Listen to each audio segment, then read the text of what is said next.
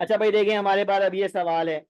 इस सवाल में क्या है, मास ऑफ कैल्शियम ऑक्साइड मालूम करना है मास ऑफ कैल्शियम कार्बोनेट की मदद से। तो मानो ये मास मास रिलेशनशिप है। अब मास मास रिलेशनशिप का मैंने फॉर्मूला लिखवाया था, W1 divide by N1 mm1 equals to W2 over N2 mm2। ये मास मास रिलेशनशिप का फॉर्मूला, ठीक है ना, मास मास रिलेशनशिप का फॉर्मूला।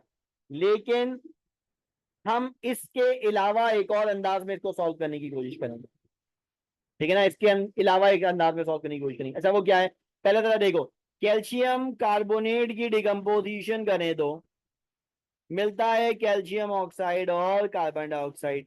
डिस्कशन किस किस का है, कैल्शियम कार्बोनेट और कैल्शियम ऑक्साइड का। तो हम एक काम कर लेते हैं, हम इसके मोल पे जाते हैं। 1 मोल से 1 मोल मिल रहा है। 1 मोल का मॉलिक्यूलर मास कितना होता है कैल्शियम कार्बोनेट में, 100 ग्राम, और कैल्शियम ऑक्साइड में 56 ग्राम, है ना। हमें कितने ग्राम कैल्शियम कार्बोनेट दिया गया है, 25 ग्राम। जिसका मतलब है 100 से 25 का मतलब होता है डिवाइड बाय 4, है ना। 100 से 25 किया है, 100 से 25 का मतलब होता है divide by mass, divide by 4 हुआ है। तो फिर ये वाला मास भी क्या होना चाहिए, डिवाइड बाय 4।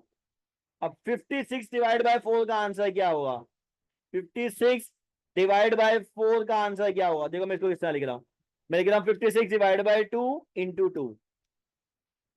मैंने बताया था देखो, किसी भी चीज को डबल करना और हाफ करना आसान होता है, डबल करना और हाफ करना आसान होता है। यानी अगर मानो मैं कहूं 56 डिवाइड बाई 2, है ना, तो इसका आंसर निकलेगा 28। ये वाला 2 बचा, एज इट इज लिख दिया।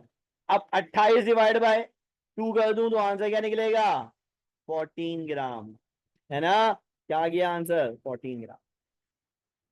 अब हमें ये वाली कैलकुलेशन करने की जरूरत नहीं थी, हम डायरेक्ट भी लिख के सॉल्व कर सकते हैं। भाई मास कितना हुआ, 4 टाइम डिक्रीज कर रहा है, किसका, कैल्शियम कार्बोनेट का। तो कैल्शियम ऑक्साइड का भी 4 गुना ही डिक्रीज कर रहा होगा।